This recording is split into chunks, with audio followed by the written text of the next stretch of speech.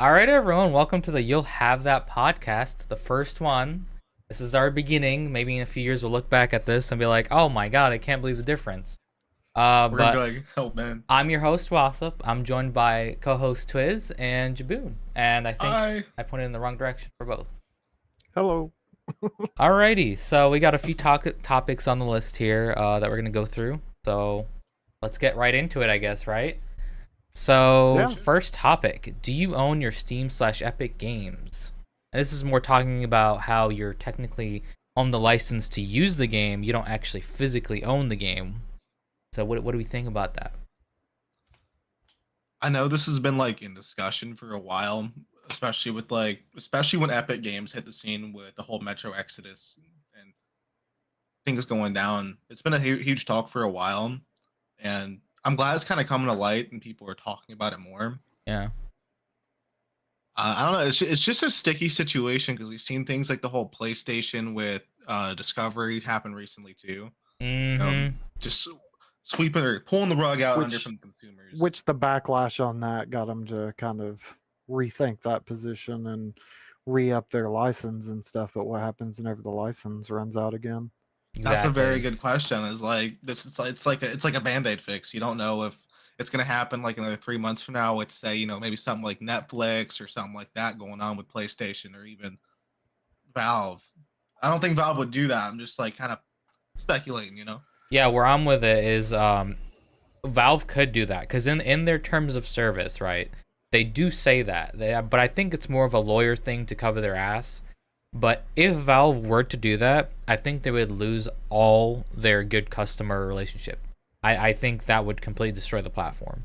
So it's kind of like if they need to do it, they technically could, but they're still essentially destroying their own company. Well, my opinion about it is okay. If you're gonna do this and you're only gonna lease a copy of a game for X amount of time or however long you have the license for, why are you charging the same amount as the physical copy of the game? As someone that physically goes into a store and purchases it. Yeah, that's a Uh, really Call, good. uh, Call of Yeah. Duty, for example, MW3, you're paying $70 for the base game. You're paying $100 for the Deluxe. whatever Yeah, deluxe deluxe. edition or whatever. Yeah. So you're going to tell people, oh, you can play this game until the license runs out. Really? Hmm. Like, okay, then give us the game for $35 base. That's a good point. Yeah. That's a good Yeah. point. I guess that's another good reason, or like another. That's why I'm thankful that Xbox Game Pass and stuff like that's being more popular. Is at least with that, it kind of makes sense that you're paying that monthly fee. Yeah, I It's love not really easy Xbox to Game Pass. compare. Um, Yeah, it does, but I have a feeling even with that, things are going to be taking a pretty bad turn because everybody hopped on the Netflix, Hulu, Disney Plus, all those bandwagons, Hmm. and every 6 months to a year, you're seeing it go up. I mean, I remember paying what was it, $10 a ten month dollars. for Yeah. Netflix, Yep. and that came with the streaming plus the subscription where you could get the DVDs and Blu-rays and stuff in the mail. Now here we are in 2024, and you're paying almost $30 for Netflix alone. You have Disney. I guess it's Disney that's buying Hulu. I Right now, believe you so. can Yeah. get the bundle for $20. Hmm. How much are you going to be paying for the bundle whenever Disney takes it over? Because let's be honest, we know that the mouse has always been uh, pretty greedy. That's true. Um, That's very yeah, true. we know that one. Hmm. and then you have Amazon, so you pay for Amazon Prime, you get Prime Video. Hmm. That's the way it's been since Prime has came onto the scene.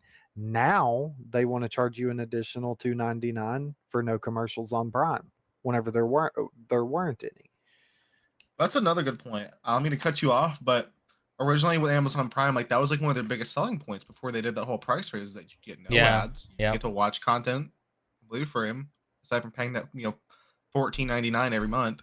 And now they want to lower the price and then make you pay an additional fee just to have no ads. Like, Oh, they're talking about actually lowering the price for Prime itself. Well, I think they said something like that, but I don't think it's going to go into fruition. Again, it's just kind Mm, of speculation.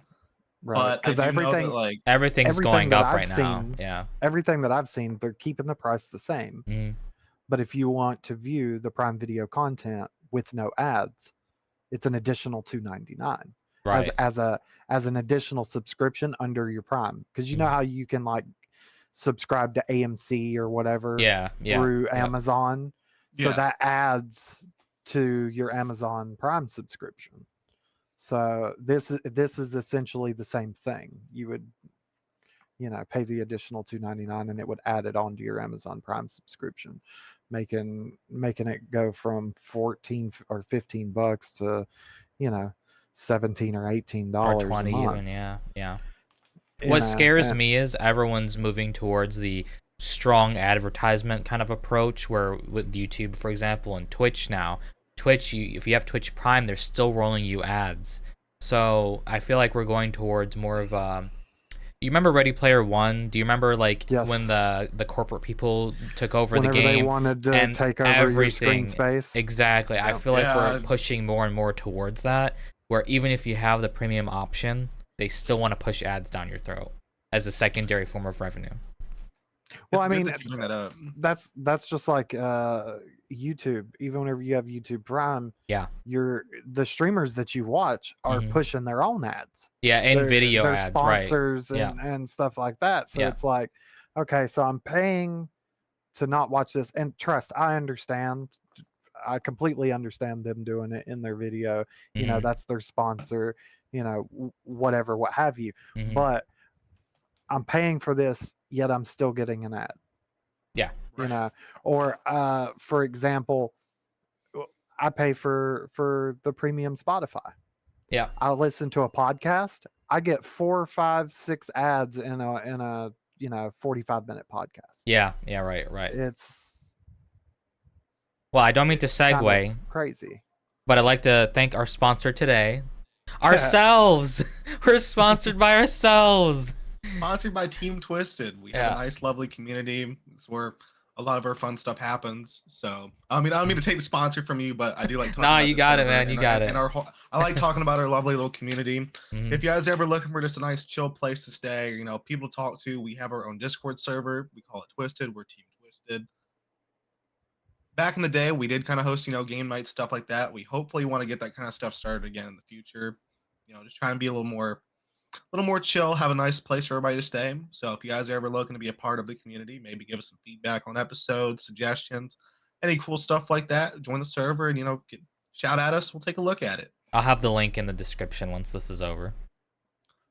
Now back to the topic. It's good that you bring up the whole like ad thing, because was it about 3 or 4 years ago when like VR was really starting to take off? Mm-hmm.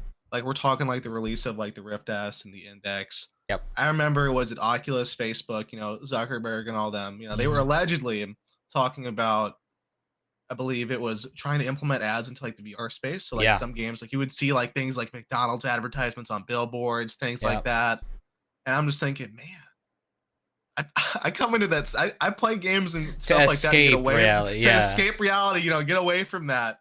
And just thinking about, man, I'm gonna go play, like 2 hours of say, Rainbow Six Siege or something like that. I go peek out the window and peeking at Monty. I'm gonna see a good old Gillette advertisement just standing on the wall. Right. Right.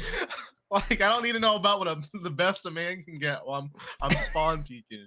I mean, I'm just waiting for the day that I'm driving in Grand Theft Auto and I start seeing, KFCs, Taco Bells, and stuff like that. I mean, they already have kind of the infrastructure with it, with the famous Clucking Bell or whatever. Yeah, the Clucking Bell. Right. Now I don't have a problem with Clucking Bell actually, because it's based off of KFC, but it's their own thing. Well, it's not KFC. KFC and Taco Bell. Or yeah, it's a mixture. You're right. Sorry about that. But now that does bring up the question, and maybe we'll feature this in the next episode. Is are we starting to approach where in game, like the whole escaping reality portion of gaming, is that gonna be a fantasy to where only fantasy games are gonna have that, or are we gonna have essentially a not a microtransaction hell, but an advertisement hell, where even in games now we're seeing companies push advertisements and all this, and I don't know. It kind of does detract from the whole escaping reality, you're in your own world thing. At least for games like GTA and Rainbow Six, anything that's like modern based. Anything that's fantasy, of course, is, you know, like Genshin Impact, for example. Yeah, I don't really expect to see KFC in the middle of Genshin Impact, but you know what I mean, yeah. So that's possibly potentially a future topic. But back on the whole, do you own Steam/Epic Games, which is our actual topic here. Yeah, I mean, having the whole licensing thing is kind of sketchy. For me personally, I think that as long as Steam, what Steam's been doing stays like that, where their lawyers kind of have it like in concrete, and if they need to do something, they're covered, sort of thing. But they're never gonna like pull a Discovery, for example. As long as they're doing that, I'm okay with that. But I am concerned about the potential of when that license comes to renew, as Twisted said. Are they gonna? Was this them testing the waters? Was this them like preparing us for like, hey, we could do this at any time. That's we got definitely what they were doing. Yeah, we got our backlash the first time, but now you guys should expect it, sort of thing. Yep. That's exactly what they were doing. They were testing the waters with Sony, and they did get that backlash. But you know, let's see what happens whenever that license agreement runs out again. And I feel like there's see also what they kind of do like then. a marketing, not a marketing thing, but like it's almost planned, where they prepped everyone the first time to get all that backlash, but the second time it's obviously going to be much lower because everyone's like, okay, well, we saw this already, we should have expected it, sort of thing. So I mean, and that's true, but it's also scummy at the same time. oh, absolutely. Because if you think about it, right? So we went from PCs with disk drives and everything else in the computers, and from going to, you know, whatever retail store and purchasing, Yep. you know, your hard disk copies, to PCs nowadays. Unless you have, I don't even think laptops come with disk drives anymore. So No, so I don't think so. you've kind of put your consumer into this little box. Yeah. Who, let's be honest, everybody on the planet doesn't have a freaking law degree and isn't going to spend, you know, an hour and a half, 2 hours of their Read time 30 pages to or read something. a Yeah. 30-page term of service agreement to every download and every video game that they purchase or whatever. Yeah. So you've put them into a box where a lot of these people didn't even know that, you know, this is all under a licensing agreement. Right. A lot of people right. thought, okay, these, you know, the game developer is selling this game on this platform. Once I pay for this, I own it in perpetuity. Yep. And come to find out, that's not the case at all. I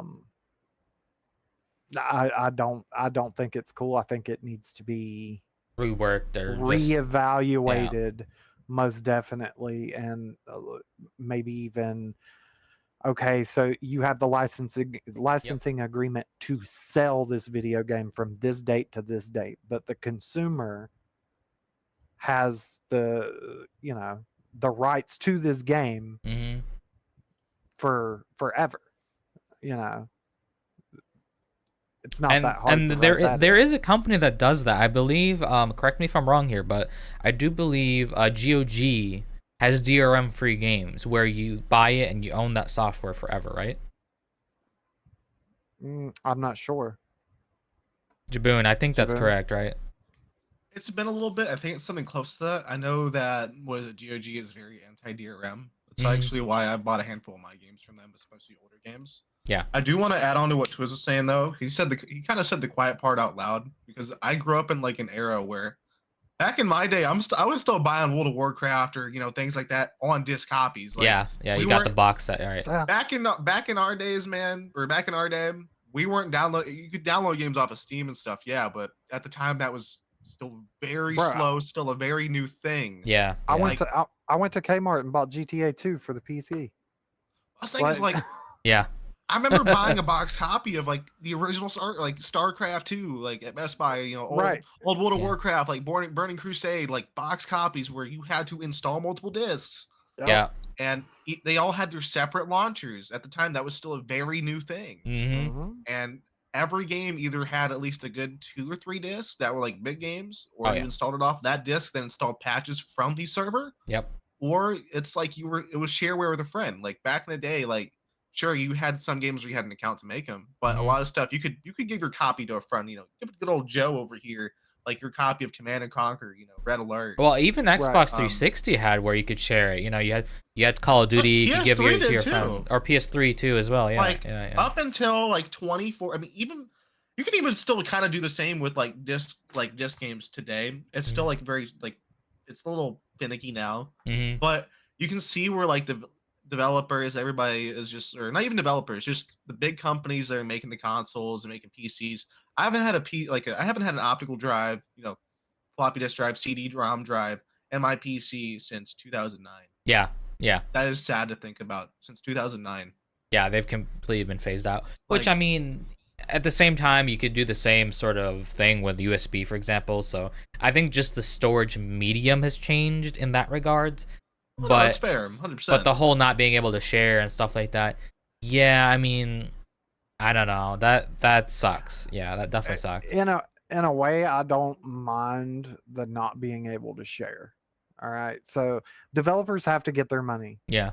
Let's be honest. You have a development team that's spending hours and hours and hours. Fine. Mhm. You don't want us to let each other borrow games or give old copies of games so somebody doesn't have to buy it.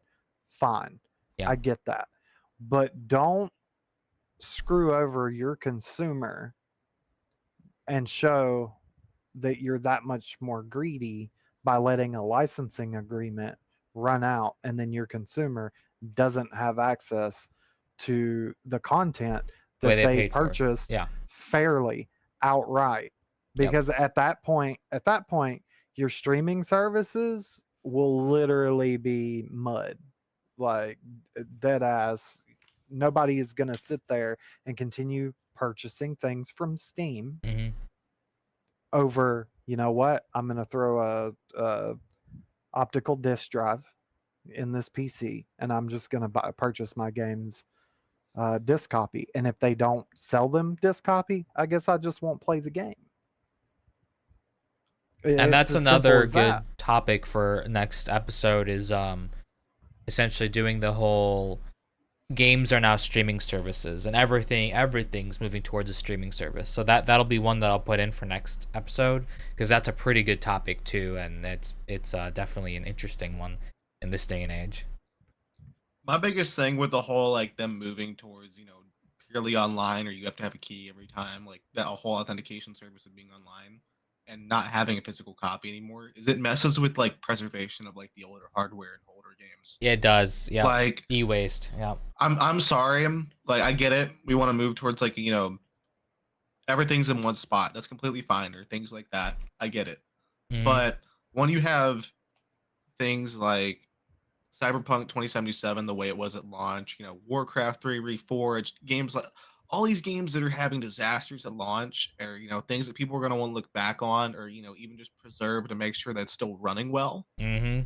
Um, no ways to be able to document that if we're moving towards a purely digital era. Yeah. Because if we're purely playing off of Steam, purely playing off of PlayStation Online, buying your game for like $60 digitally and moving away from disc copies in general, Mhm. Well, see, you're not going to be able to that's preserve that hardware. That's very also true. why I kind of moved away from consoles, Mhm. because Yeah. to be able to play your game on console, whether it's Xbox or PlayStation, you have to have either what is it? I know it was PSN at one point, PlayStation Network, but it's called something else now. But it's the same shit.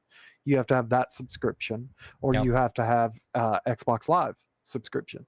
Period. So you're paying monthly or every 6 months or yearly, whichever, for that subscription. Plus, you're playing for your games. Yeah, and 100%. and then you're going to say, oh well, we need money to keep the servers up. What do you mean you need money to keep the servers up? You're making enough off of You- that That- sale. that's- Like you're Yeah. making enough off the console, plus all of the accessories. Okay. And then the games themselves. You're not connecting to Xbox servers. You're not connecting to PlayStation servers. You're connecting to the game itself servers. So what do you mean? Right. What you mean? That's another thing, So though. Almost every game now, which this is the way the market's kind of going, unfortunately, in some regards, is it's a live service. We have to keep the game a live service, and that prolongs the game. I don't think it's necessarily a bad idea. I just think that in terms of making the game kind of last forever, it's not gonna happen, especially with like a small studio, an indie dev or something. They can't really afford to keep those servers on if the game doesn't sell well for an indefinite amount. There's like a handful of games these days, maybe more. I might be a little ignorant to the fact that there's other ones I don't know, but you got World of Warcraft that's been out for what 20 plus years now, I think. yeah. You have RuneScape, you got all these Lord of the Rings Online, I think might still be a thing. I'm not sure. But yeah, you Which don't is- have many. which that's so being that World of Warcraft keeps coming up. To be honest, I think that that was testing the waters. Blizzard tested the waters to see if people would be willing to pay for a game and then pay for a subscription And All right. expansions on top of that. and pay for expansions on top of that. Yeah. So they tested the waters for consoles. Because the PlayStation 2, you could put it online. You didn't need PlayStation Network. Yep, None of that shit. that's true. Yep. All Good right. point. PlayStation 3 comes out. Oh, you need PSN. Xbox 360 comes out. Oh, you need Xbox Live. Because the original Xbox, you could plug in an Ethernet cord and you're off to the races. Well, no, with the PS3, let me cut you off there. The PS3. Oh, sorry, gotcha.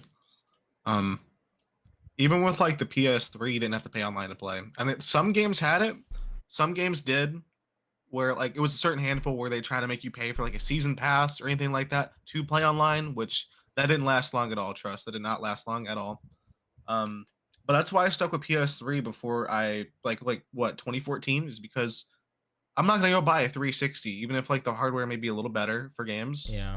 If I'm having to pay $14.99 every month just to play fucking Black Ops 2, like Yeah. it was a no-brainer for me at the time when I was still in school. But now when 2014 comes around, Sony says, screw it, charge everybody $14.99 a month just to give them one free game and to play online, completely following the whole Xbox shenanigans. I built me a PC. I haven't looked back since.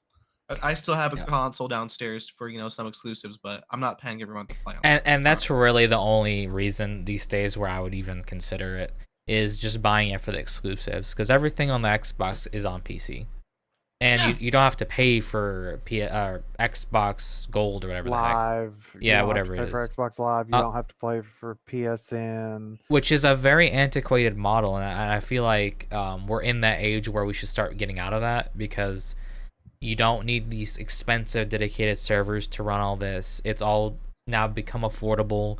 The technology has matured.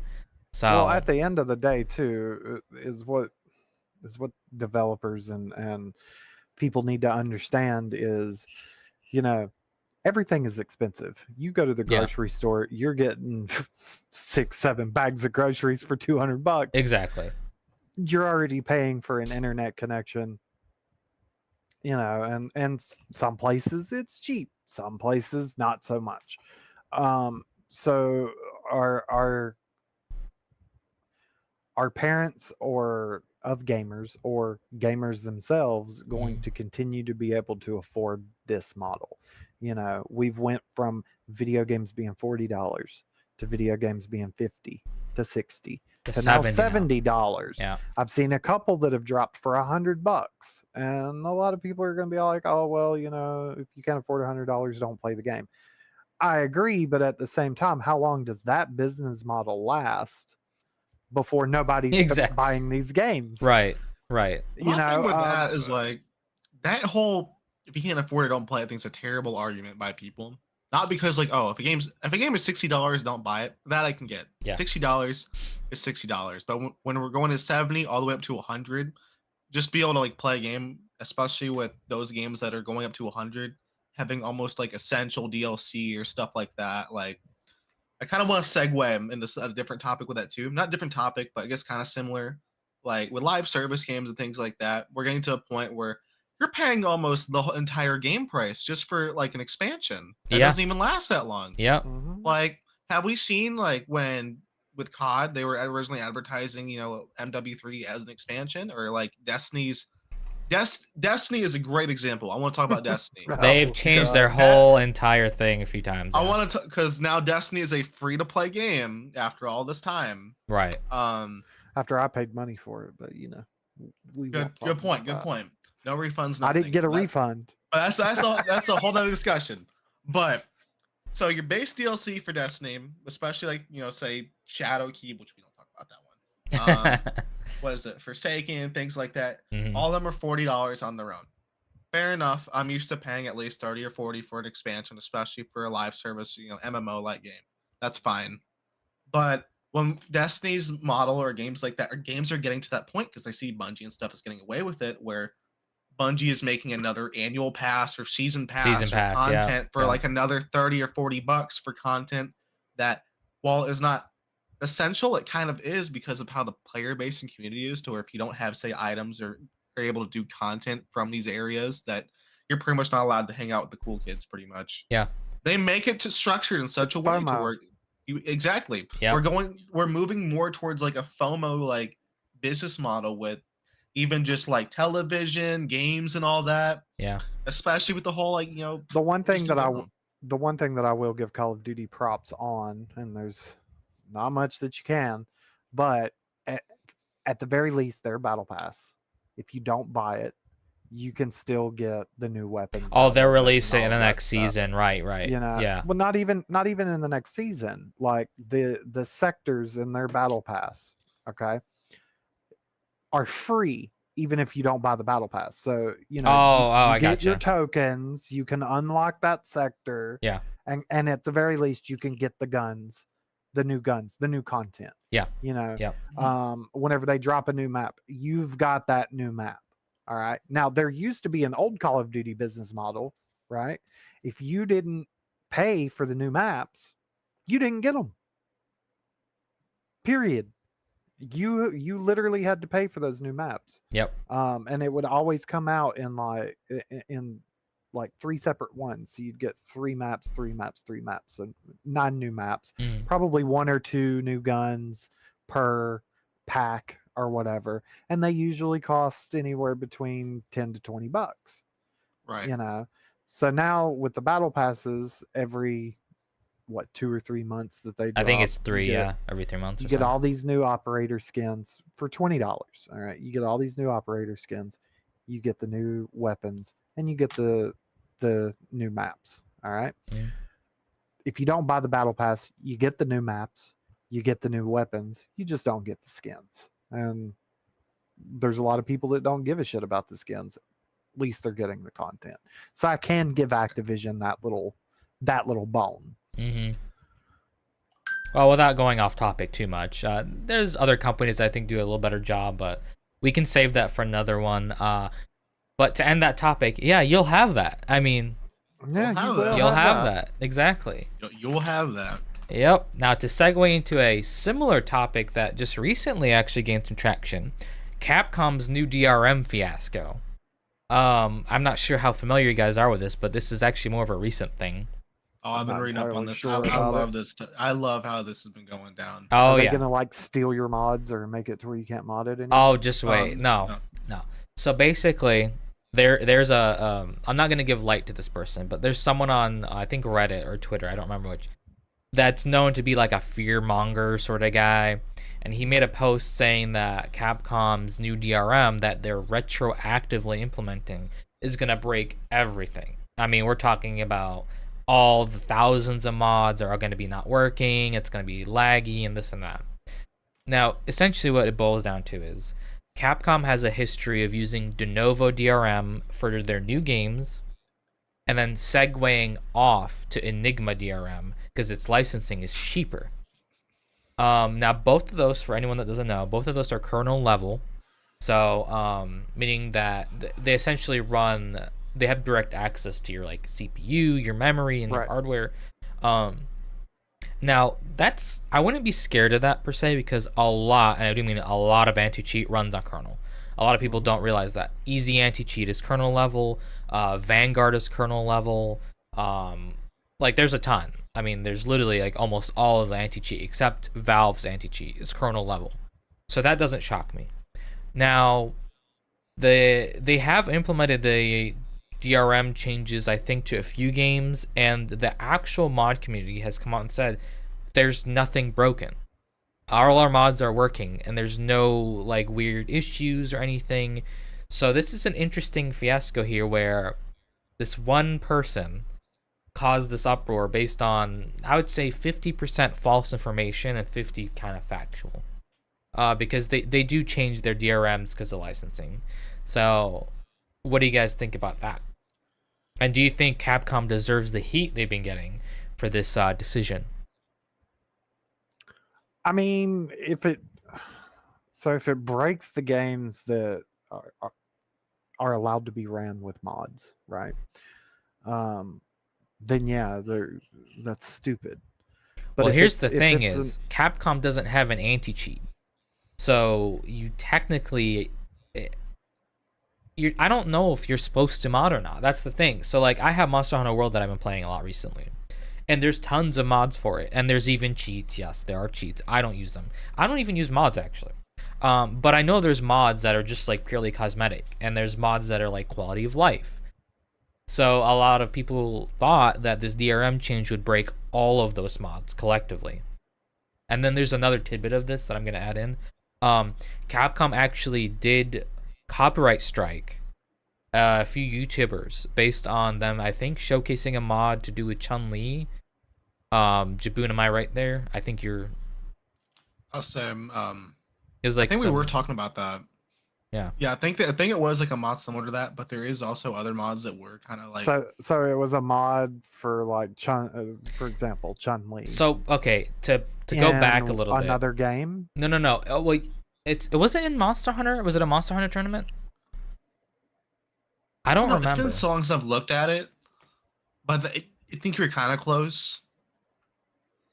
Basically, you know how Japanese culture is with, you know, if you disrespect someone, like their image of what they want, it's very offensive. So someone took Chun-Li and had a nude mod. Capcom did not like that. Capcom being a Japanese-oriented company, they found it very offensive because it was not how they wanted the character to be portrayed, and it was almost like demeaning. So they copyright striked the video, and there's been kind of like an uproar on that because I think the dude's channel almost got deleted. But I think Asmongold brought a really good point to this. It's not Capcom's fault that his channel almost got deleted. That's on YouTube. That's on YouTube, yeah. Capcom simply just struck the video because they didn't want... a copyright. Yeah. Yeah, they didn't want that image portrayed of one of their characters. But YouTube's terms of service is not... You can't put nudity on YouTube. Yeah, I think so. Yeah, it's been a little loose lately. Same thing with Twitch. Okay, that's all time for another day. It's loose, whatever. But that's still terms of service. Right, you can. You know, whenever you start up a YouTube channel, it literally sends you. I think it's either in your email or maybe it's even a pop-up of the terms of service that you have to agree to. Yep. You know, and in that, because let's be honest, nobody starts up a YouTube channel to not try to get famous or make money or whatever. So you need to be reading that, because that's if you do turn it into a career, that's your bread right there. That's all of your money that goes into the account. So why wouldn't you read that terms of service agreement and figure out, you know, okay, what can I do? What can't I do? And you're going to sit here. I don't care if it's a cartoon or not. You're going to sit here and display a naked, anything, male, female, whatever, what have you, right, on a platform that you know you can't. And then you're going to cry. Really? You're gonna shed a tear because you almost got your channel deleted? I personally think your channel should have been deleted. Period. I mean, it's fair. Yeah, that's I mean, definitely fair. I mean, if I you can't do disagree with that take because I mean, you're violating the terms of service, number one, and then you're actively trying to advertise that shit. So yeah, that's completely play fair. stupid games, win stupid prizes. I mean, and that's that. But I You think it's know? also extended, and I might be wrong on this. So pardon my ignorance. I think it's extended to a couple mods that maybe not aren't nudity based, but do change the way some characters are viewed in terms of like perhaps not the direction that Capcom wants them viewed, and they've also copy struck some of those too. Okay, but But again, again, I don't again. think the problem is with Capcom striking them. I think the problem is with how YouTube's system overall does not work. Their copyright system is very broken, and that's going to be definitely a topic for another video. But their Well, copyright definitely, system is but very broken. on Capcom's side, I absolutely agree with them. Copyright strike the crap out of them, and if the same person continuously reoffends, sue them. You know, so that's copywritten stuff Yep. that they own. Yep. All right, and you're going in and you're taking models from one game and bringing it into another game. Mhm. What's to say you're not only doing that with Capcom stuff in other games that isn't Capcom? Mhm. Well, Touche. there is a modding scene, and I think that we should encourage a modding scene. I mean, Oh, absolutely. I'm not saying but modding's wrong. but don't steal Yeah. your character models and shit from other people's hard work. Well, yeah. That's literally like taking someone's art, right? That they worked real hard on, whatever it is, whether it's a sculpture, a drawing, whatever, Mhm. right? You take it and then you go around and you tell her, "Oh, I did this," and then you sell it. It's the same thing. Well, they're not selling it. They're not making any profit on it. They're just But distributing it's the it. principle of it. It's what he's trying But to yeah, say. yeah, It's the I principle get of what it. you mean. Absolutely. But at the same time, how does everybody know that they're not selling it in some form, maybe with another mod on another game? That's fair. I mean, there's so many you probably You know, wouldn't be able you to know. take that asset, Mhm. right? You've taken that asset. I've literally seen like SL, for example. I have literally seen people steal assets from video games, bring them into SL, put them on their SL stores, and then sell them. So Alright? for those that don't know, SL is short for Second Life. It's a 3D virtual world, and there's a lot of copyright infringement that goes on in there, as well as VR chat, and I think Roblox. Yeah, Roblox. I'm glad you mentioned that because I used to be a Roblox creator back in the day. But the reason why I bring up SL is because that one in particular is so egregious that literally I have literally went to SL stores and I'm all like, wait a minute, I've seen these builds in Assassin's Creed Odyssey. They're direct rips.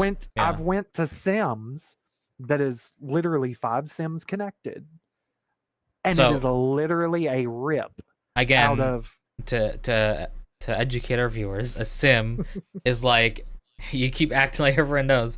A sim is like this large chunk. It's almost like a big room that you own and you put stuff down in. Yeah. But no, they've done the landscape, they've done all the buildings, the statues even. Yes, it's like a direct rip, but the thing that's everything. the most egregious part of this, right, is that they're selling it And then they've as sold their it. own, which I think that is definitely copyright infringement, and that it should be protected. Absolutely, Right. yes. So, and I'm at this sim. I asked the owner, "Well, how much did you pay for this?" Right? Mm-hmm. How much did you pay for this sim build? Oh, $750 USD. Wow. Yeah. So wait a minute. Yeah. These people ripped all these buildings, all these statues, all of the landscaping, everything. Yeah, like a 1-to-1. Yeah. From this game. Making that dough. Plopped it down into this game Mm-hmm. and charged you $750 to do this. Yeah, no, not cool. Mm-mm. I'm Yeah. glad you mentioned like ripping and stuff because that's actually happening with Roblox, which is another like Roblox, which is another big metaverse world now too. Huge. It's Yeah. blown up, Yep. and I've seen just doing research. I've seen pretty much people have made assets that are pretty much exact clones of things from like say Genshin Impact or SCP, things that have trademark, copyright infringement, all that, and they're being sold for the in-game currencies on the store page Yeah. and being sold left and right. I'm surprised that Roblox hasn't even gotten a DMCA or anything like that yet. Same. Because Yeah. people are making money off this. All it takes is you being a successful creator and enrolling in a program to start making these. And all you have to do is make models for it or Yep. even upload your own models. Like I've Yeah. seen it's disgusting. Yep. And with VR chat, for example, I think that whole custom avatar thing is 99.9 repeating percent other characters, other models from other things that are imported in and rigged. At least with some of those things in VR chat though, they are doing their own spin on it to kind of like steer away from it being copyright. At least they're trying their own take with some of those models. Yeah. And But that's it's still fine. kind of an iffy ground. Just But because whenever Absolutely. it's a copyright. whenever it's a 1-to-1 and you're making money off of it, Yeah, even no, if that's it's there's no in-game debating currency, that. Yeah, there's no debating that. even if it is in-game currency's currency. Period. I mean, Oh. still, they're still making money off with the company and the person with it. Yep. No. All right, well, you'll have We kind that. of got off topic, right? Yeah. But you'll have that. Yep. Alrighty, so next topic. Let's move to YouTube ad blocker shenanigans. That is you, Jiboon, so go right ahead. All right, so I've been following this for a little bit. I know it's kind of a little different from what we've been talking about here with the whole the whole video Is it game though? shenanigans. Because we've been talking about. I mean, We have been fair talking about enough. advertisements. Yeah, we've that's- been going all over. But for anyone who doesn't know, and people that might be a little uneducated, YouTube does like to shower you with advertisements, which I'm sure many people have seen, unless you're a YouTube Premium owner, things like that, or if you use, like, for example, an ad blocker. But over the course of like the past, 2-3 months, people have been noticing that with an ad blocker, YouTube videos like buffering or even just playing in general, or even on certain like web browsers that aren't, say, Chromium, aren't working well. I use Firefox, and I'm even every time I go to YouTube and try to start up a video, if my ad blocker's up, it tells me to take my ad blocker down. So I wind up having to do that, and then here I am, every few minutes having to click to skip skip that. the Yeah. ad or whatever, or whatever. And to be honest, I've had premium before. All right, I didn't watch enough YouTube content to justify paying for premium. Now that I do, and I was seriously thinking about buying premium because of my smartphone, my tablet. Yeah, all it's just that stuff. convenient, right? You Yeah. know, it would have been convenient. But now that they've done that, because I am who I am, I refuse to get premium now. Yeah. Oh, Yeah, that's Because completely fair. if you're that scummy, It's to like out want of spite, even more money, Yeah. Yeah. then no, I'm good. Mm-mm. Well, I do want to add, because it's been a whole big thing over like the past 3 months. Because I know I think it's gone on even longer. I know it started with YouTube. As Twiz said, it would be popping up, "Hey, disable your ad blocker." Like that just started very, very recently. Yeah. Or not very recently, but it started to go wild. That's how like they first started doing things. And I know a lot of people noticed their ad blockers or that they were using weren't working, and they'd still get ads or that'd pop up and pretty much just ruin their whole experience with using YouTube. And it's gotten progressively worse.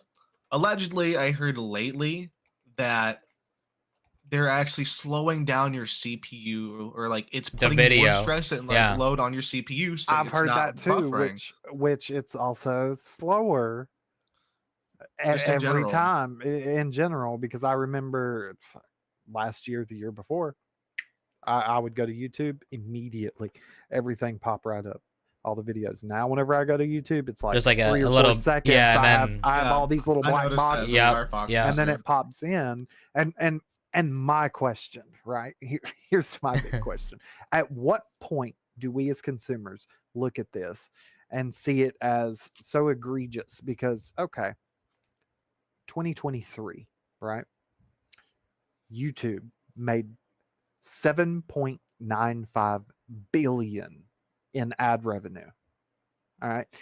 With a B. You made That's a big capital B, by Oh the way. yeah. 7.95 billion in ad revenue. And you're going to sit here and tell everybody that you're not making enough money? Cry me a fucking river. And make it to where ad blockers don't work. YouTube, you're owned by Google. If I look up how much Google made in 2023, I'm sure it's a lot more. Google.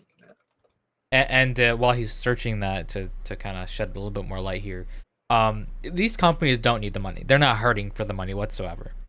Okay, No. Google's let's see. 2023 1.756 trillion. Sorry. With a T. Of course. But yeah, I mean, to go off of what Twiz is saying here, absolutely. But we're in this kind of ecosystem where we need to keep going higher and higher and higher. There's no end in sight to constantly appease these investors. They just always expect a higher return. Yeah, they expect a higher number. Everyone's seeing it. I mean, Win is good enough.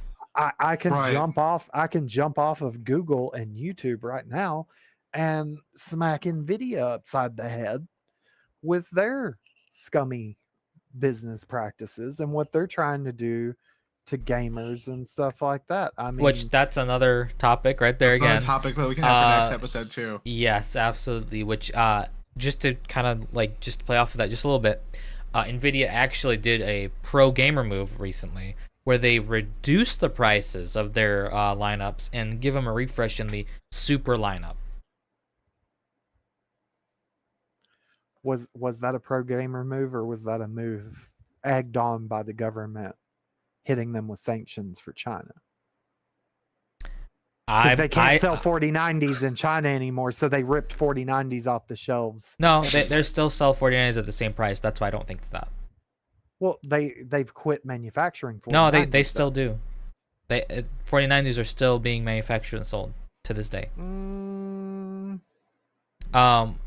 But I think that they started noticing that, first of all, they're not selling much because we are in a recession.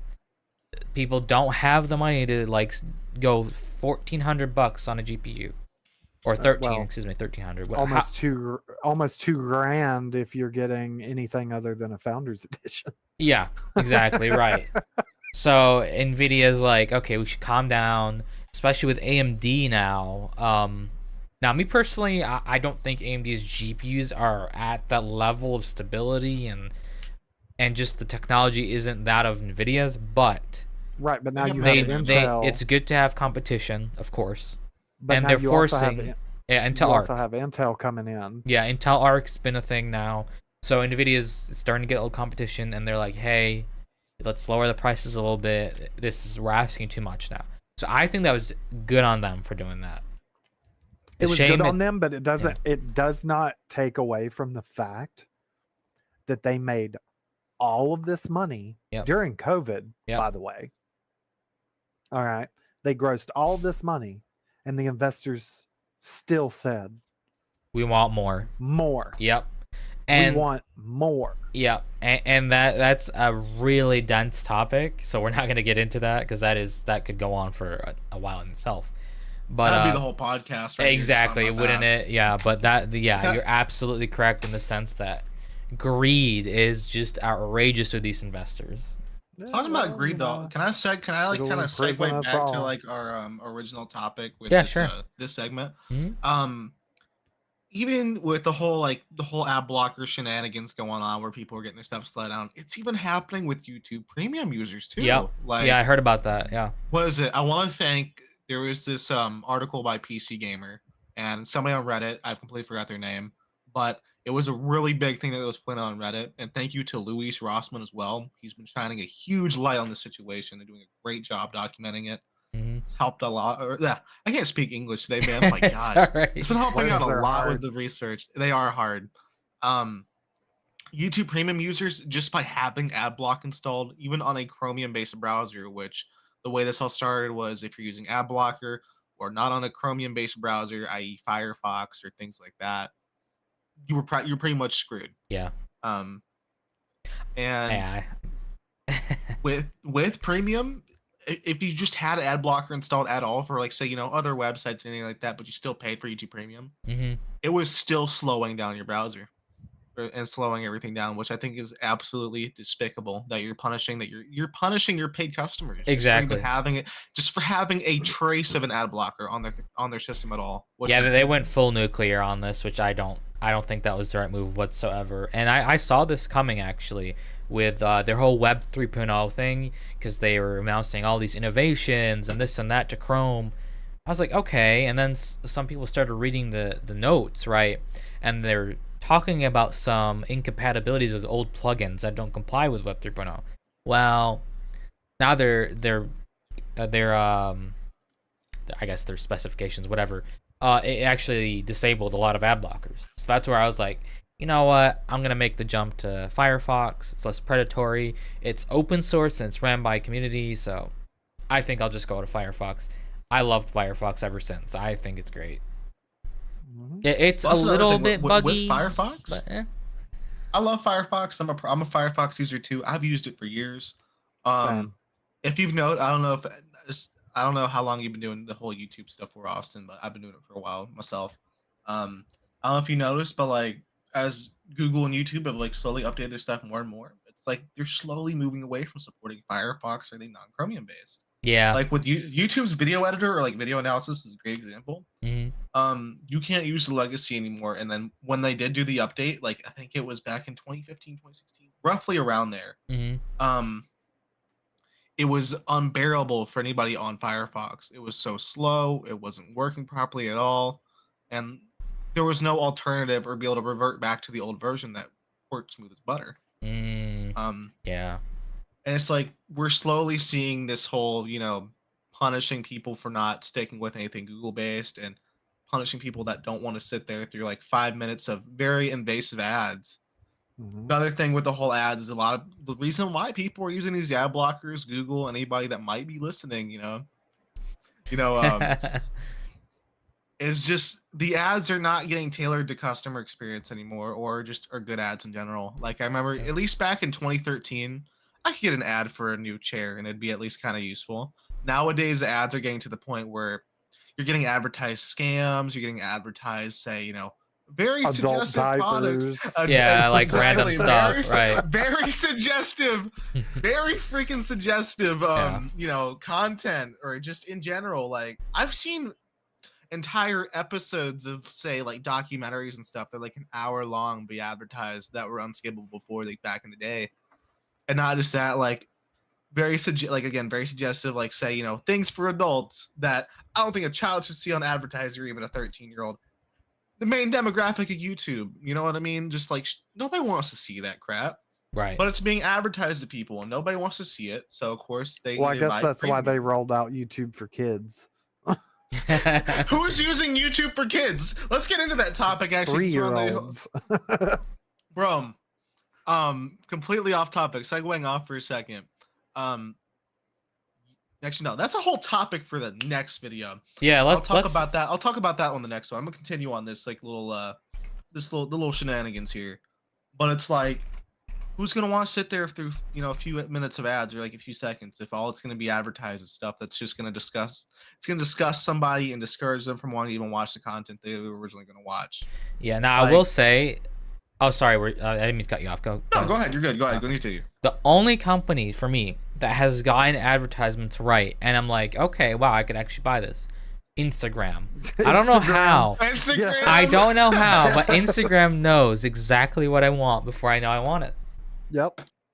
It's crazy. You just messed up. You were so right about that. Their I'll be- ads are definitely on point. Yep. Dude, I'll be Like, thinking like I remember seeing was it somebody wearing like a hoodie or something on Instagram. I think it was like a fan merch hoodie from like Hollow Live, Hmm. which I'm sure you've heard of, you know, the whole big old VTuber thing. Oh yeah, yeah. And I was like, man, that thing looks really cool. I wonder where I can get me like one of those. I'm really enjoying how this looks. It's pretty nice. Yep. I swipe away from the post. It's right there on the advertisement, the whole website and everything. I have the hoodie right there in my bed. Yep. I bought the hoodie. So, you know, Instagram advertisement. Good on you, suck. Instagram. Good on you. Thank You you, actually, you know, Instagram. right. you And, actually and the do thing well. about it, but the thing about Instagram's ads too, they're not invasive as shit. No, you just No, scroll right like- past them. That's it. And It doesn't force you to sit there and look at it. Like it's not like, you know, if I'm watching YouTube or shit. if I'm watching That's right. a video or a little short on Instagram, Hmm. there's not an ad in my face before I can watch it. You know, It's so- unskippable ads. I think that are like the worst because you get them on Snapchat as well. If you have a public story, you have to sit through at least 5 seconds before you can skip it. I mean, This yeah, whole thing, man, is like- even the skippable ads. Well, like yeah, I that whole mean- 5 seconds. Look, life is finite. You're taking even if it is 5 seconds, you after 10 That's 10 ads, seconds out of my life. after 10 ads, you've taken 50 seconds, almost a minute of my life away. So But I mean, at the Think of same all the stuff I time, could you do. have to get that bread. You know, the company has to get some sort of advertisement out to be able to flourish. Sorry, go ahead, Even Jaboon. without the advertisements they do, like you get clicks, you get people viewing streams, stuff like that. You get people paying for, you know, with their whole uploading movies, shows, and all that on here now. what the you pay Google for. homepage has freaking ads all over it too. I Yeah. mean, you're getting ad revenue on top of ad revenue on top of ad revenue. Like, come on, bro.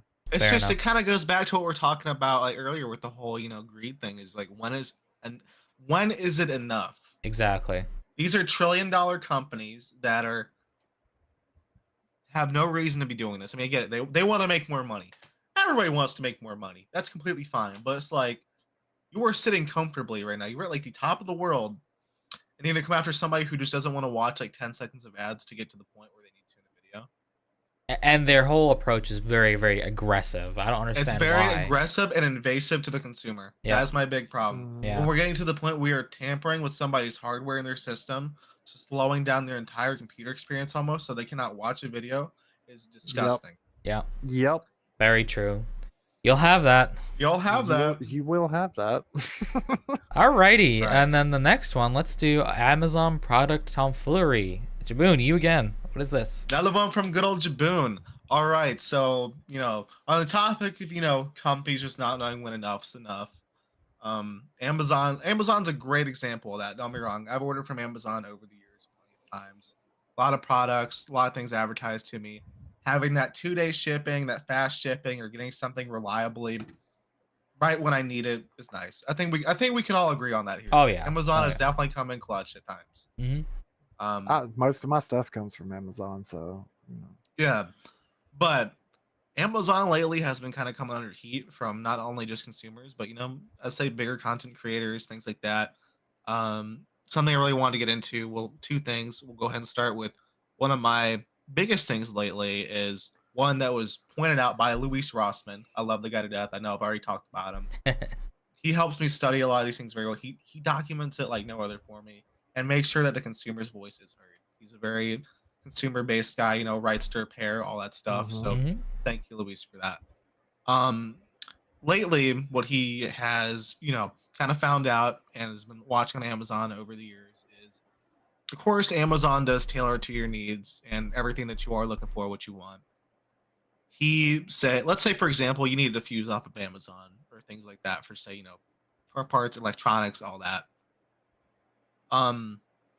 He went ahead and bought these highly rated fuse parts that got about 4 or 5 stars that are obviously have lots of reviews. Mhm. They're highly rated. They look like they're reliable, especially from the reviews. And he buys them and he tests them out. These things are not going to do anything that you need them to do. They're terrible. They are not designed to last or work at all. Because it could set your house on fire. Oh And wow. um and you can't see really any negative reviews. And even when you look for them, it's like they're practically overshadowed by everybody else saying, "Oh, it's so great" and all that. But it's Yeah. But like those aren't they're real paid reviews. they're paid They're for paid bot reviews. reviews. I do think Exactly. they're That's what botting we're gonna. reviews. Yeah. That's what he said. Those Mhm. paid for bot reviews completely overshadow the issues with the product. Yep. And don't get me wrong, that's been an issue for years. Which But when Amazon is that's also an issue with Google reviews these days. Like you can give a negative, and that's the thing. Okay, if you have a negative experience somewhere, whether it's with a product, a place, or anything like that, Mhm. those reviews should stay there. Yeah. Meanwhile, a company can literally hit up Google and have your review removed and say, "Oh, they were that They're this lying is a about your malicious product. Oh, review." it's yeah. And all of that. I've seen that with a lot of companies, especially on Google, where I've researched them. I've seen, okay, here's a bunch of negative reviews here lately, Mhm. and then I go back to it a month later, and I can't find those reviews at all anymore because Wow. they've been removed. So Sorry to cut you off, by the way. No, you're good, man. You're I saying just what had you a want to say. thought. No, you're all good. But my main thing with it is just like these are things that people are like looking at that they need every day or need for like a fix, and they're not gonna want to go to Home Depot down the way or go all the way out to a Lowe's if they don't have to. If they can get it, say next day shipping or order it from somewhere cheaper and more thing that's more reliable, they're gonna do that, and that's perfectly justified. That's completely justified. I would do the same thing if I was in their spot. Like if say fuse or something like something like that went out and say my refrigerator like in my oven. If I could find a replacement part for that on Amazon, I'd go buy it. Fair But enough, after yeah. seeing this and seeing how like Amazon's trying to tailor the reviews so that way you'll go spend that $10, because I want you to think about it this way. If somebody buys this and they test it and they think it's total crap, good point pointed out by again the man himself. They're Lewis not gonna Rawson, yeah. they're not gonna want to package it all up and go return it, wait 2 or 3 days for a refund. That's gonna get completely overshadowed by shipping costs. That's very fair, yeah. Like, tell me, if you're spending $20 on a fuse and you have to not only wait a few days for your support ticket from Amazon or customer service, you have to send the thing back, either completely damaged or completely screwed up. They're already going to tear up the packaging, tear up the product. It's a good 50-50 whether or not you're going to get your money back. And even then, it's not going to be a whole amount. Yeah. Like, no one's going to want to go through that effort. They're going to be like, well, just screw it with any product like that. That's very true. The fact that Amazon's trying to tailor products that could potentially even just hurt somebody, and set a fire to their house, things like just anything like that is just going to obviously not be good for the consumer and make just a quick buck off of it and advertise these shoddy, marketplace sellers that obviously don't care about their product or the consumer. They only care about the money and bring more revenue to Amazon. And Amazon won't give proper exposure to good marketplace sellers and help out the consumer, and only cares about that quick 10-15 bucks from each sale is kind of disgusting. What do you guys think about that? Do you think Amazon needs like some competition, or just something needs to be taken action on, or like what's up? Well, I'm just wondering, why are you seeing less and less well-known companies that specify in these areas on Amazon than you did back whenever Amazon first came out? That's Because exactly what he pointed out. Sorry, go ahead. Because I've noticed that myself. I think that has to do with the fact that e-commerce today is a lot more viable than back in the day, where the whole infrastructure just cost a lot and the upkeep was pretty high. Whereas nowadays, there's a lot of companies that will do it for you for a very decent price. I mean, to be very specific, back when what's that website? I think Get Daddy or something. Where the link GoDaddy.com, GoDaddy yeah. had a whole thing where you could set up a whole e-commerce website within 5 minutes, and then you pay like $10 a month. So Right, but at the same time, most people want to use Amazon because they have an Amazon Prime account and they don't have to pay for shipping. yeah, And that is a great business model. All right. So Well, it is and isn't, and I wanted to touch on this as well, which kind of explains why Jaboon brought up what he brought up is how Amazon's whole entire revenue makeup works. They don't actually make a lot of money off of Amazon Marketplace. That's actually their lowest. They make the most money on their web services. The reason being is they're a host for people to sell stuff. Right. Amazon only makes money off of the little shipping and stuff that the seller pays for to send it to an Amazon warehouse or to use Amazon, and it's a very small cut. The seller makes out with a lot, if not the majority of the cut that you buy it for, which is why Amazon's appraisal and its market values is, I think, slightly deceptive, because a lot of that market value is their stock, is how much is their equity. It's not like how much profit they make. So in that regard, I think that it explains why they would push so hard, as Jaboon said, for you just to buy whatever it is you're trying to buy, because they're not making the most amount of money on those sales, based on the actual product versus the just the logistics and Prime and all that.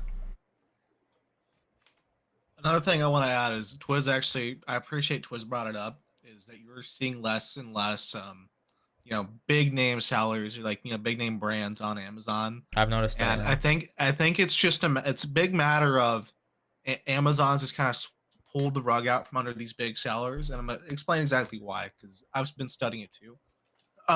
Amazon's just way different from what it was back in, like, say when it released in the early 2000s, 2013, When it's a bookstore, yeah. not even just a bookstore. Once they start selling more things on there, they were opening the floodgates, welcoming all these sellers and all these big sellers to come in and say, hey, go ahead and set your foot down, you're welcome here.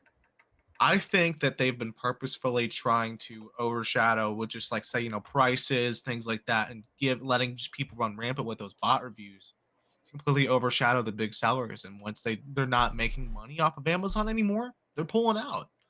They That's, have no yeah. reason to stay and pay contract to Amazon or however it goes. Yeah. They go sell on their own website or go sell to, trusted vendors, That's fair. verified Fair. vendors, anything like that. As I'm looking up their market shares and everything else, no, they're, as of 2022, their main source of revenue is retail product sales, including Amazon Prime. Yeah, is that their main profit though? Is that their main profit Yes, margin? that's their main profits. Oh, okay. Because I Is know you're gonna have the literally- most revenue from that, because that's the biggest amount of sales, but I don't know if it's their biggest profit. right. That's their most profitable. Oh, okay. Is their online retail products sales, followed by their third-party retailer sales services, followed by cloud computing services, and retail subscription services, including Amazon Prime. Oh, okay. And if they are ripping the rug out from underneath the better retailers, then that's again not right. And it seems like, again, they're appeasing to their shareholders and not the consumer. And at the end of the day, without the consumer, guess what? Your shareholders make no money. You make no coin. You make Yeah, no that goes back to ducats. earlier in this episode where we're talking about, like, it's more about the shareholders and the profit margins, whereas the consumer's getting kind of overshadowed and left behind. Mhm. Yeah, no, it's sad, because I remember Amazon, even though they still are kind of reliable, they used to be a very reliable service, and I used to trust them for a lot of things because, of course, they're a big marketplace. They should have good moderation, good services, good people, good product. But I see was laughing about good people, good product. Right. It's just over the years you can see it slowly deteriorate. And Well, don't be wrong. yeah, go Oh, ahead. go ahead. Okay. Don't be wrong. There's still the good on Amazon. There's still good things that you can get. There's still good prices. I will still always pay for Amazon and go check. But as things go on, if it keeps going like this, I'm not gonna buy on Amazon. Right, absolutely. But in the same sense too. All right, let's be honest. Amazon has been literally taking out a lot of, you know, retailers, period. The mom and pop shops, even larger retailers and stuff like that too. So whenever you do things like this, I think that it is not only in your best interest, but you almost have you almost have like a liability, or not liability, but you owe it to the consumer to give them equal to or better than the product that they would have been able to get from a mom and pop shop, from, you know, an Ace Hardware, from, you know, wherever they would have originally bought it pre Amazon. Yeah. Yeah. Exactly. Like if people want to use your store, you should be able to give them that at least decent alternative. Right. I mean, So Amazon's that's so big. I don't think they have the resources to. The best kinda- way to put it is there's no quality control. Yeah, and the reason is because it's a marketplace.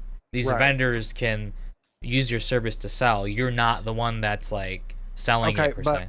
but there whenever still has to I be an say approval but whenever I process. say a quality control, Hmm. I mean, okay, Amazon, you can't open these packages, you can't go through the quality and stuff. But is what you can do is not allow people to purchase reviews. You Oh yeah, can absolutely. not allow Yeah. people to have reviews taken down. You know, if you get crap reviews, all right, and there should be a threshold there. If you're under, let's say, 1 point, or no, if you're under a 2-star review, Hmm. you should no longer be allowed on the platform. Well, that could be abused. That could definitely be abused because you could just review bomb someone. So I think you're on the right track. I just don't know if that would be the best way to do it. Again, unless you like have a bunch of people from all over the place, or, you know, you're really technologically sound and can use multiple VPNs with multiple accounts. And to be honest, what one person truly has the time to create, you know, 1,000 Amazon accounts and Well, run it You'd the be through? botters, surprised. yeah, the botters, because all those bot reviews are from one main computer probably, and Just see the will of one RuneScape gold farmer trying to make oh right, right, You'll get a pretty good idea. yeah, Okay, But, I mean, then all right, I could make the argument that, all right, if you want to submit a review, right, you have to have Amazon Prime. that would be pretty I alright. would say I think there's two good solutions. One would be the Amazon Prime idea. That's a very good idea. That, or two, you have to have, say, picture evidence of you owning the product, using the product, and have it be at least not just like say 1 or 2 words like, "Oh, great product." Or Show that even you actually Like use the 50 product and what you characters go about minimum or it. something. Yeah. or even better yet, people can still submit reviews, but if they don't have Amazon Prime, their review doesn't carry as much weight to that star rating. Verified All right. reviews. We need more verified So reviews. with an Amazon account, you're a verified Yeah. reviewer, Yeah. right? With just, you know, the base thing, then okay, you can still submit a review, but it's not verified, so it doesn't, you know, it's not detrimental to your stars. I mean, there's plenty of workarounds, and I think that it's just laziness on behalf of companies. I completely agree. Very accurate. Yep. Is there a subcategory here, Jaboon, or was that it? I'll say Eh. for our first, for the first Amazon, issue, You'll I'll have that. You'll have that. Absolutely. All right. So for number two, I did say there was two parts to this. Another one I want to bring up, since this company, I'm pretty sure, is owned by Amazon. I could be wrong. If somebody wants to call me out for it, go for it. But Ring doorbells and Ring cameras, I feel like a good majority of people do have them in their homes these days, without a doubt. I use them. Especially Yeah. Ring doorbell, like having that ease of mind, knowing that you can see who's at your front door, what's going on outside, and just being able to talk to whoever's at the front door, anything like that. It's great convenience, great for the price. Hmm. And it's owned by Amazon, so that's already a great sign too. Alexa compatible. Alexa compatible. Yep, there you go. I was actually reading an article the other day, even though it's a little older, but I do want to bring it up as it's still kind of worrying. Um, a person who owns a Ring doorbell and Ring cameras, and it also owns, like those Amazon, like I think it's like an Alexa or just Amazon like door lock or whatever. Oh yeah, Yep. yeah. Those things that have been kind of gaining traction. They had the whole ordeal. Their house was pretty much kitted out. I could be referencing the whole lock thing wrong. Sorry if I am, but that's just like what I remember off the back of my head. But I do know that they had a doorbell and cameras. They had an Amazon delivery driver.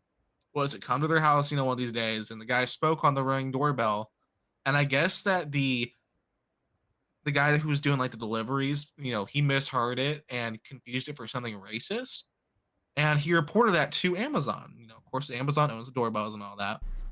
And the guy got locked out of using his Ring doorbell and his cameras and all that kind of stuff for an entire week, all over a claim of racism. Wow. Didn't look back and check. I guess there's no way they couldn't have like went back and like checked the logs or like checked like video feed or anything. They own the thing. I just thought that was it's kind of crazy knowing that your stuff being connected, of course, online into that company, that they can just lock you out of your home appliances out of all things just anytime. Wow. Especially over something that I don't even know if it's true or not. I thought that was absolutely disgusting. All right, And so devil's what's your takes on advocate. it? Devil's advocate here. Racism by any stretch of the imagination is wrong. Period. Right. Of course. Period. It's wrong. I'll agree with that. Whatever. But at the same time, as a consumer in America, where you're supposed to have freedom of speech, okay, I don't think that that's right. Even if what was said was racist or overtly racist, even, they shouldn't do that. Period. I have an issue with it on a different level.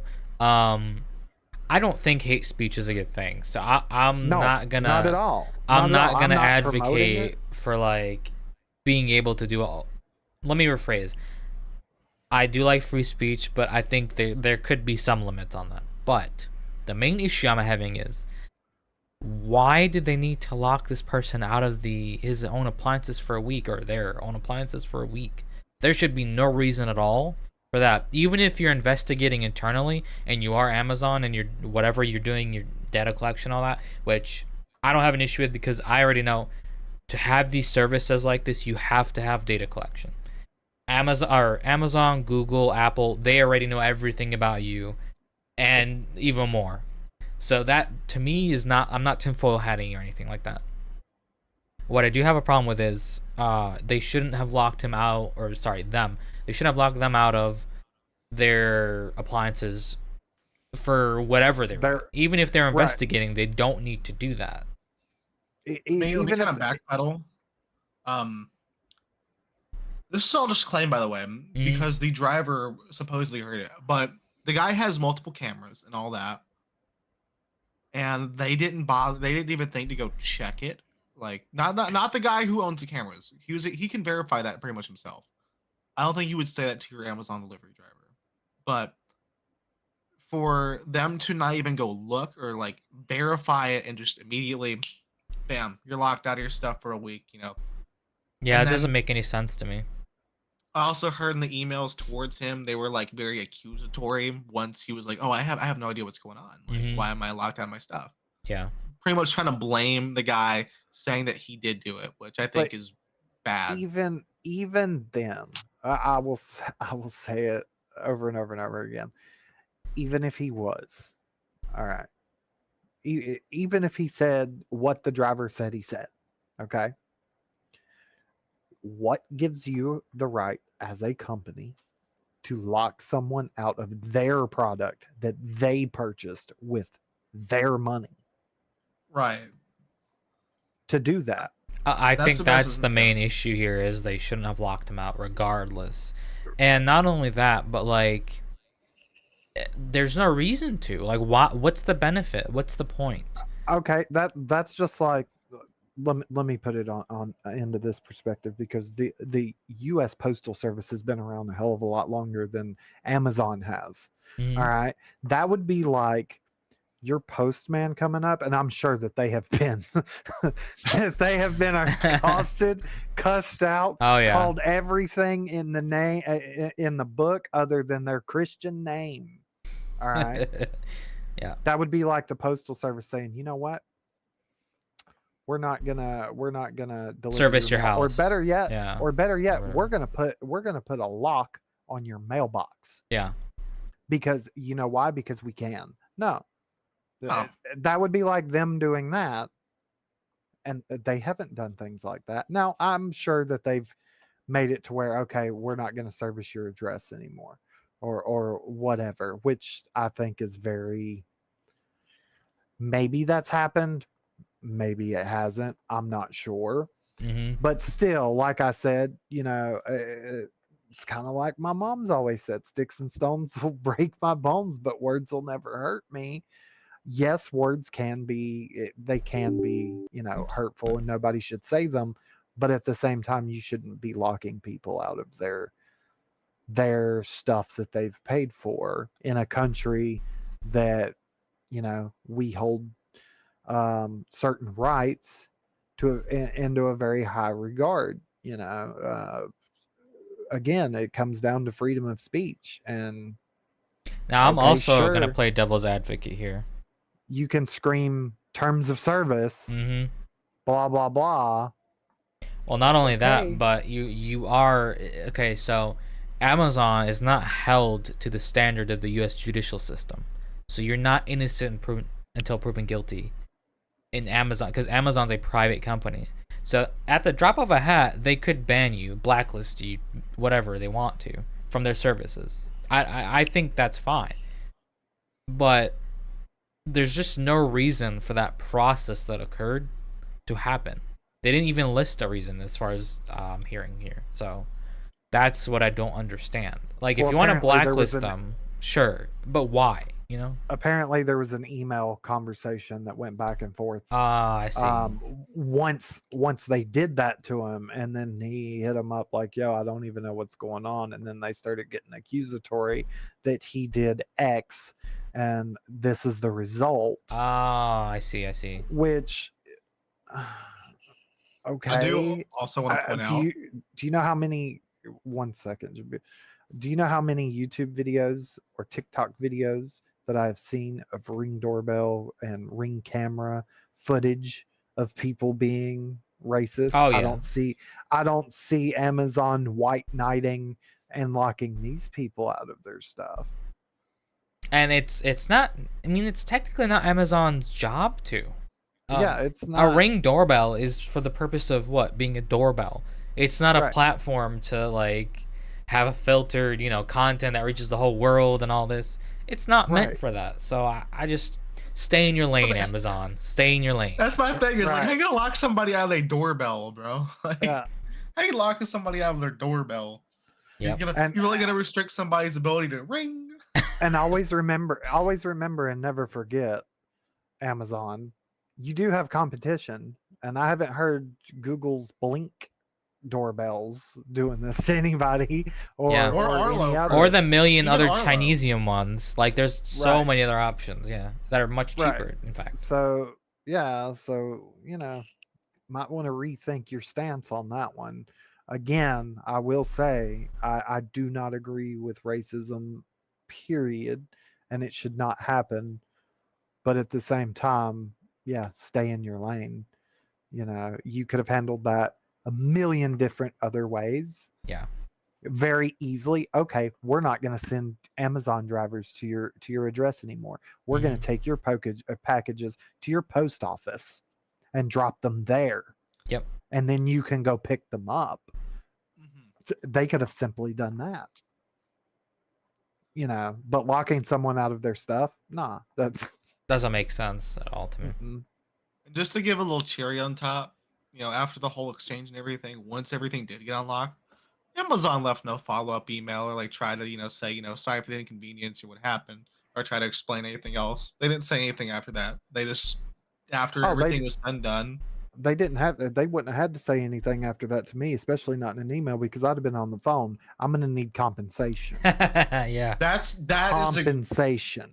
Yeah. that's another thing is like I think a lot of these problems, like especially I'm glad this one got as much traction as it did, because this obviously is a big no-no. I get, even if they did say something messed up, there's Mhm. so, as you guys have both said, there's so many better ways to handle, a predicament or such situation, that I think Amazon completely, Fumbled.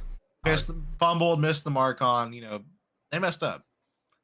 Um there's just so many better ways to handle that. And I feel like there's a lot of things happening like this, or a lot of issues that I think people just voices aren't getting heard. Hmm. They have the conversation with Amazon and like, well, I guess I'm just gonna not be without, or I'm gonna be without my doorbell for like, a week, or be without my cameras, anything like that.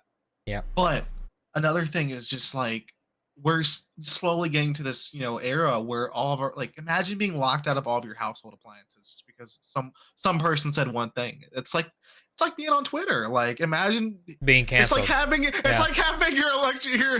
your household appliances canceled because somebody made a call out post on them on Twitter. Yeah. Like, Yeah, how that's we're crazy. getting to that point, and it's scary. It really is. And that's where cancel culture is really not helping anything. It's not helping anyone. I'm sure it has its place in very certain settings, sure, but at the same time, like, come on, guys, we're out here canceling comedians for telling jokes, This thing is like, which is that's another topic for another time. But you know, people are getting too comfortable saying things on the internet and not well, being able to back themselves up. That's That well, is a that's good way to fair. put it right now.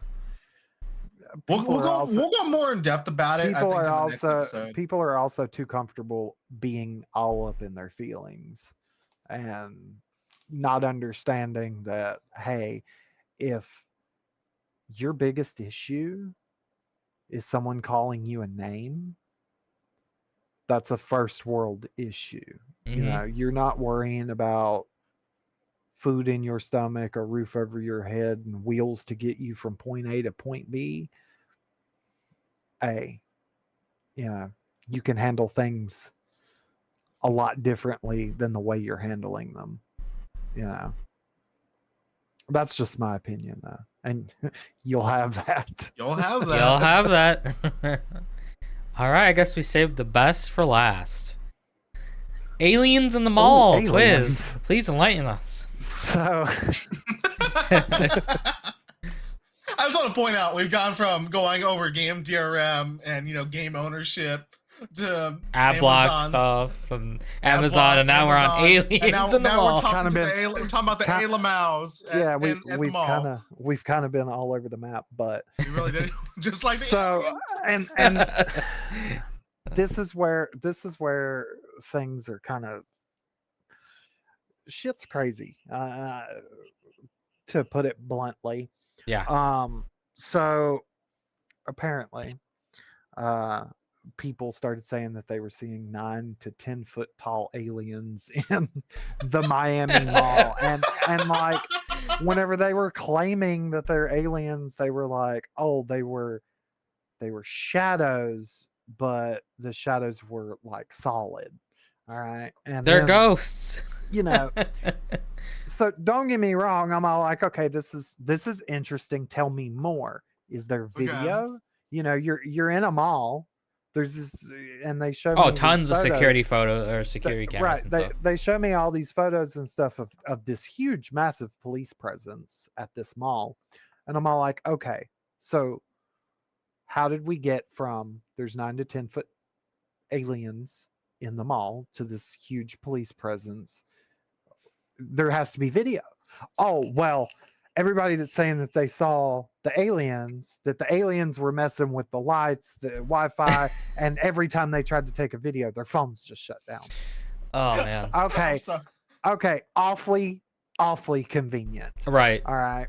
So, I, of course, asked more questions, and they're all like, okay, so there was supposed to be this large police presence came out because it was supposed to be some kids in the mall fighting with sticks. All right. So, are we talking about the little tiny little kids, or are we talking about like Well, almost adult kids fighting? And they couldn't tell me, so I come home and I start doing the research and everything. So, the official story is a bunch of teenagers at the mall. Fight breaks out. There's sticks used, and somehow firecrackers start getting thrown and set off in the mall. Okay, this makes sense, right? This all makes sense. So you had a fight break out. Now you have firecrackers introduced, and some people will mistake the sounds of firecrackers to the sounds of gunshots. All right. So you already know if somebody picks up a phone and calls 911 and says that they're in a public place where large gatherings of people occur and there's gunshots, they're immediately going to think, okay, mass shooting. This is the police presence. But of course, you've got tinfoil hat people that come out and swear They're that it's 10-foot aliens. that it's 10-foot aliens because they don't believe mainstream media because fake news. I'm sorry. I hate to interrupt. I'm just fucking dying laughing at the fact, like, because I've seen the news reports, I've seen the videos, I pretty much know exactly what you're talking about. I'm just dying, like, laughing at like the mental image of just you have all these cop cruisers outside, and you have all these people calling saying, "Oh, you've seen the aliens." I would have died. I'm dying laughing just imagining the idea of like a 9-foot alien, Ayla Mao, just slowly stepping outside the mall with all these cop cars outside, just chilling at the mall, getting a Gucci bag. He's like, getting a Gucci bag and shit. But no, like it. In a way, it annoys me, right? Because we've gotten into this age, the age of information, as a matter of fact, right? Where literally the world's information is at your fingertips. Yeah. And people will look at me with a straight face and tell me that they don't believe the actual news report of this is what happened at this mall because of air quotes fake news. Yep. That they believe this conspiracy theorist Joe Blow over here that says that they were at the mall, but they couldn't get any footage, no audio, no pictures, no nothing of a 10-foot tall freaking alien that was messing with Wi-Fi and throwing mobile EMPs. Right. Messing with the 5G towers, so you're gonna tell me with a straight face that you believe this over what multiple reputable news sources are reporting. Really? Okay, sure. All because there's this huge police response. It's logical thinking. It's out the window. Put 2 and 2 together, and you've got fight, firecrackers. Some Karen probably started screaming there's gunshots on the 911 call. And of course and if the fight's big enough, they're gonna roll out more and more police. Of course. I mean, not just that, it's a big mall. Like, as soon as you hear shooting and mall, I think automatic response is send everyone. Or fight, mall, shooting. Yeah, right. That's all the red flags right there. For all they know, it could be a riot going on. Yeah, exactly. Right. Yeah. Right. I mean, look at what has happened across the country, multiple times. It's unfortunate, very much so. But there's been dozens and dozens and dozens of mass shootings, and of course they're gonna have, if somebody calls and they are in a public space of that magnitude and says, hey, there's a bunch of people fighting and I think I heard gunshots, and a lot of them, because if you're throwing firecrackers, they don't crack once. One or two. Yeah, right. So, and I heard a lot of gunshots. Mm-hmm. What do you think's gonna happen? I mean, that's just like, You said Like, it perfectly earlier. go ahead. It's like the main reason that this stuff happens too is unfortunate. With it being the unfortunate case, is like one person's word is enough to like just go off of, and it be like an entire big issue. And it's becoming Yeah. more and more clear as the years are going on. The internet and media in general is just so mainstream.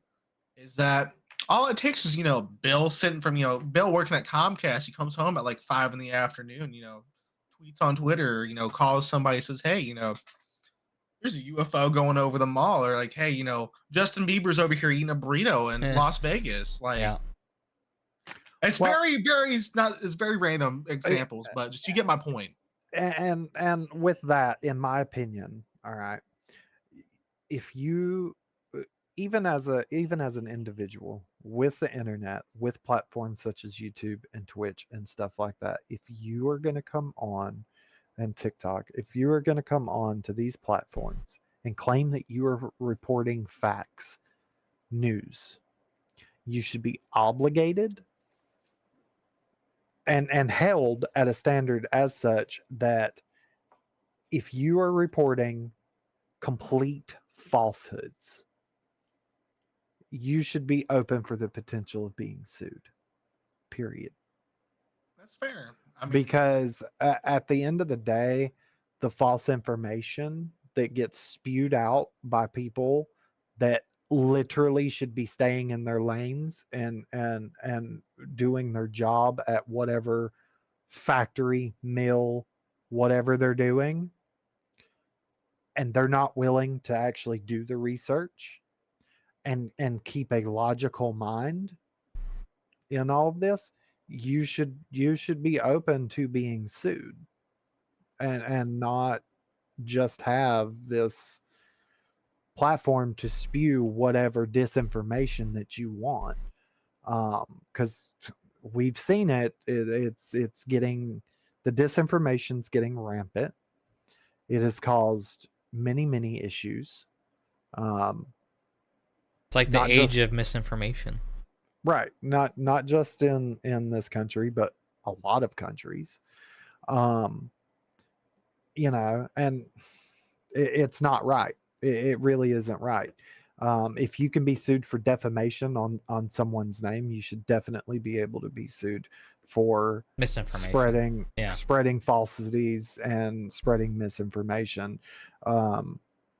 Granted, I It'd be saw really a 9 hard foot to or put 10 like foot tall alien yeah. probably isn't going to hurt anyone.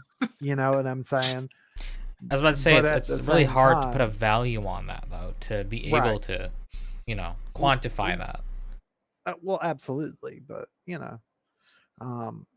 at what point does it come to, okay, there's a snowstorm outside, but someone gets on the internet and starts telling their locals that follow them, yeah, there's a snowstorm, but the roads aren't bad at all, driving's fine, blah blah blah. Somebody gets in their car off of that information and goes down the road and plows through a building and injuring, or God forbid, killing someone.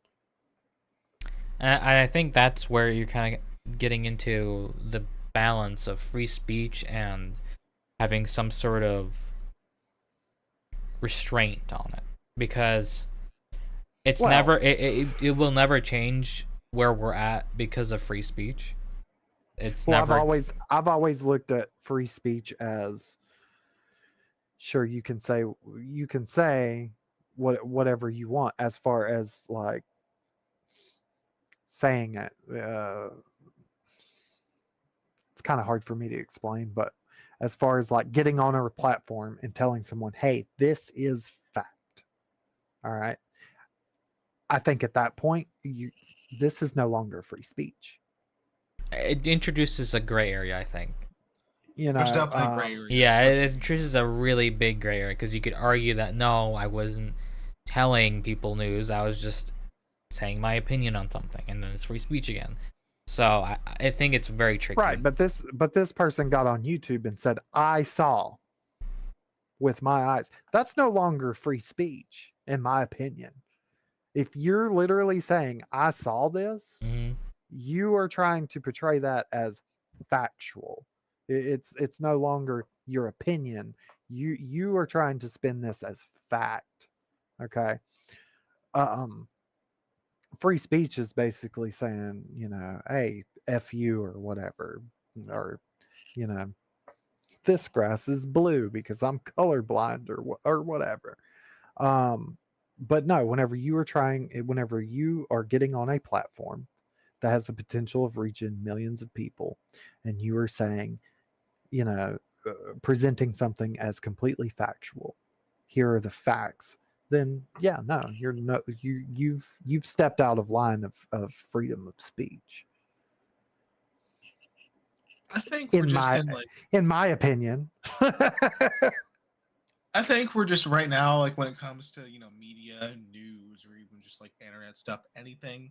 We're like, I think the best way to put it is we're in the morally gray or just the gray area in general for like any sort of shareable media or etc. these days because so many things aren't really fact checked until I'd say it's either too late or the only people that are really fact checking it are just overshadowed. Well, and that's at the same time, a lot of people are saying, okay, why isn't the news covering this right now?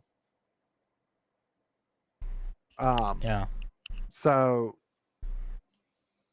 the reason why reputable news sources isn't covering things immediately at the speed of light, right, is because they are fact checking what the hell is going on. Because But I'm sure after the whole Fox News getting sued, nobody else wants that on their record. records. Yeah. You Yeah. know, But at the same NBC time, doesn't want that. CBS, CNN, yeah. BBC, Yep. none of them want that. But at the same time, if you're a news network, if you have information that everyone else doesn't have out yet, that makes you the prime candidate or gets the most views. And in the end of the day, at the end of the day, if you're a news network, what do you want? The most eyes on you, the most views. So it's kind of like incentivizing to almost skip the whole fact checking thing. Well, it is, and at the same time, that's why reputable news sources, when they do drop a scoop like that, they straight tell you at the very beginning, in the middle, and at the end that this is the information that we have been presented. And Hmm. I've literally heard it on CNN, CBS, uh, NBC, ABC, all of the C's. Yeah. All the C's.